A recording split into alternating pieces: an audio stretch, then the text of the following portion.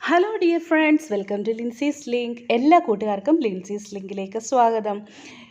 ഇന്നത്തെ വീഡിയോയിൽ ഞാൻ നിങ്ങളുമായിട്ട് ഷെയർ ചെയ്യുന്നത് നമുക്ക് എല്ലാവർക്കും ചെടി വളർത്താൻ ഭയങ്കര ഇഷ്ടമാണ്. അത് എസ്പെഷ്യലി പൂത്ത് നിൽക്കുന്നതാണ് എന്ത് ഭംഗിയല്ലേ.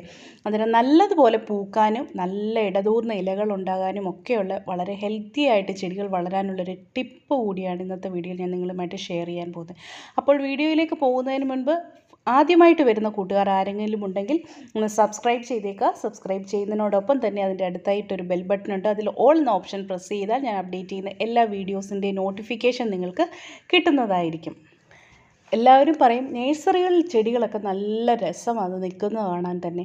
വീട്ടിൽ കൊണ്ടുവന്ന് കഴിഞ്ഞാൽ പെട്ടെന്ന് ഉണങ്ങിപ്പോവുക, വാടിപ്പോവുക, ചെടികൾ നല്ലതുപോലെ കിളിക്കുന്നില്ല എന്നൊക്കെ പറയും. അപ്പോൾ ഇതിനൊക്കെയുള്ളൊരു പ്രതിവിധിയാണ് നമ്മളിന്ന് ഉണ്ടാക്കാൻ പോകുന്ന ഒരു സൂപ്പർ ടോണിക്.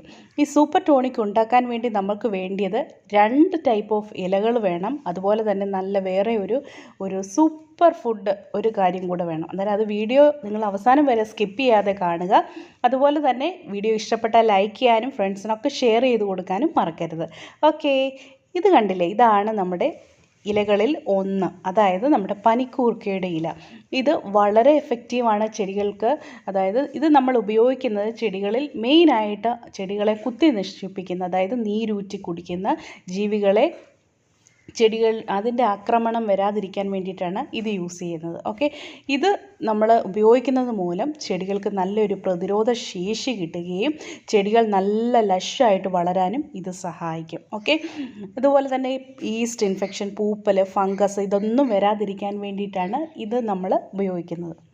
അതുപോലെ തന്നെ ഇത് ഉപയോഗിക്കുന്നത് മൂലം നമ്മുടെ ചെടികൾക്ക് ഒരു നഷ്ടവും വരത്തില്ല. ഓക്കെ, ഇതുപോലെ ചെടികൾ നല്ല രീതിയിൽ വളർന്നു വരാനാണ് ഇത് സഹായിക്കുന്നത്. അപ്പോൾ ഒരു ഇലയുടെ കാര്യം മാത്രമേ ഇതുവരെ നമ്മൾ പറഞ്ഞിട്ടുള്ളൂ. ഇനി അടുത്തതായിട്ട് നമ്മൾ ഉപയോഗിക്കുന്നത് വളരെ എഫക്റ്റീവായിട്ടുള്ളൊരു കാര്യമാണ്, നിങ്ങൾക്ക് കാണാൻ കഴിയും. നമുക്ക് അടുത്തതായിട്ട് വേണ്ടത് അലോവേരയുടെ ഇലയാണ് വേണ്ടത്. അലോവേര എന്ന് പറഞ്ഞാൽ നിങ്ങൾക്കറിയാമല്ലോ, ഇതിൻ്റെ അകത്ത് ധാരാളം പ്ലാന്റ് ഹോർമോൺസ് ഉണ്ട്. അതായത് ചെടികൾക്ക് പുതിയതായിട്ട് റൂട്ട് ഉണ്ടാകാൻ വേണ്ടിയിട്ട്, പുതിയ വേരുകൾ വന്ന് ചെടി നല്ല ലഷായിട്ട് വളർന്നു വരാൻ, നല്ല ആർത്ത് കിളിച്ചു വരാനൊക്കെ ഈ അലോവേര സഹായിക്കും. അതായത് നമ്മുടെ ചെടികളുടെ വേര്, ആദ്യം തന്നെ നമ്മുടെ ചെടിക്ക് നല്ല വേരുണ്ടെങ്കിൽ മാത്രമല്ലേ നല്ല ഇലകളും പൂക്കളും ഒക്കെ വരത്തുള്ളൂ.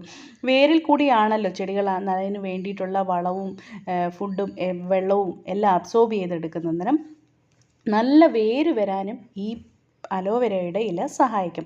അപ്പോൾ നമുക്കിത് എങ്ങനെയാണ് ഉണ്ടാക്കുന്നത് നോക്കാം. നമുക്ക് ആദ്യം തന്നെ മിക്സിയുടെ ജാറിലേക്ക് ഇത് അരിഞ്ഞിടാം. അതായത് നമ്മുടെ പനിക്കൂർക്കയുടെ ഇലയും അലോവേരയുടെ ഇലയും. ഇനി ഒരു കാര്യം കൂടെ നമ്മൾ ഇതിലേക്ക് ചേർക്കാനുണ്ട്. ഈ ഒരു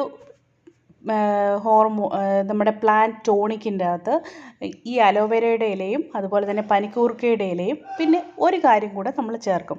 ഇത് വളരെ ഒരു നല്ല ആൻറ്റി വൈറലാണ്. നമ്മുടെ ചെടികൾക്കുണ്ടാകുന്ന വൈറൽ ഇൻഫെക്ഷൻസ് വരാതിരിക്കാനും ബാക്ടീരിയൽ ഇൻഫെക്ഷൻസ് വരാതിരിക്കാനും ഫംഗസ്, അതുപോലെ പൂപ്പൽ, ഈസ്റ്റ് ഇൻഫെക്ഷൻസ് ഇതൊന്നും വരാതിരിക്കാൻ ചെടികളെ സംരക്ഷിക്കുന്ന നല്ല ഒരു സ്പ്രേ ആണ് നമ്മളിവിടെ ഉണ്ടാക്കാൻ പോകുന്നത്. ഇത് നമുക്ക് ചെടിക്ക് ടോണിക്ക് പോലെ ചെടിയുടെ ചുവട്ടിൽ ഒഴിച്ചു കൊടുക്കാൻ പറ്റും. അതുപോലെ തന്നെ ചെടിയിൽ ഫുൾ നല്ലതുപോലെ നമുക്ക് സ്പ്രേ ചെയ്തും കൊടുക്കാൻ പറ്റും. ഈ അലോവേരയ്ക്കകത്ത് നമ്മുടെ ചെടികൾക്ക് നല്ല ഒരു രോഗപ്രതിരോധ ശേഷി കൊടുക്കുന്ന ഒരു കാര്യമാണ് നമ്മുടെ അലോവേര. ഇതിൻ്റെ അകത്ത് അസെമിനിൻ എന്ന് പറയുന്ന കാര്യം അടങ്ങിയിട്ടുണ്ട്. അതാണ് നമ്മുടെ ചെടികളെ നല്ലതുപോലെ വളർന്നു വരാൻ സഹായിക്കുന്നത്. അന്നേരം നമ്മുടെ ഈ സൂപ്പർ ടോണിക് ഉണ്ടാക്കാൻ വേണ്ടിയിട്ട് ഇത് നല്ല രീതിയിൽ അരിഞ്ഞ് ഇതേപോലെ ഇട്ട് കൊടുക്കുക. മിക്സിയുടെ ജാറിലിട്ട് നല്ലതുപോലെ നമുക്ക് അരിഞ്ഞെടുക്കാം. ഇതിൻ്റെ കൂടെ നമുക്ക് വേണ്ടത് മഞ്ഞളാണ്. അതായത് പച്ചമഞ്ഞൾ ഇല്ല എന്ന് പറഞ്ഞ് നിങ്ങൾ വിഷമിക്കേണ്ട കാര്യമില്ല. മഞ്ഞൾപ്പൊടി 1 ടീസ്പൂൺ ഇട്ട് കൊടുത്താലും മതി. മഞ്ഞൾപ്പൊടി വളരെ നല്ലതാണ് ചെടികൾക്ക് നമ്മളത് സ്പ്രേ ചെയ്യുന്നത് മൂലം ചെടികൾ നല്ലതുപോലെ ആർത്ത് വളരും. ഇതിൻ്റെ അകത്ത് ഒരുപാട് ആൻറ്റി ഓക്സിഡൻസ് അടങ്ങിയിട്ടുണ്ട്. അത് ചെടിയുടെ ഗ്രോത്തിനെ പ്രൊമോട്ട് ചെയ്യും, നല്ല പോലെ വളർന്നു വരാൻ ഇത് സഹായിക്കും. ഇത് ഞാൻ ഈ പച്ചമഞ്ഞൾ ചെറുതായിട്ടൊന്ന് മുറിച്ചിട്ട് കൊടുക്കുകയാണ്. ഇതിന് ശേഷം നിരപ്പെ വെള്ളം ഒഴിക്കണം.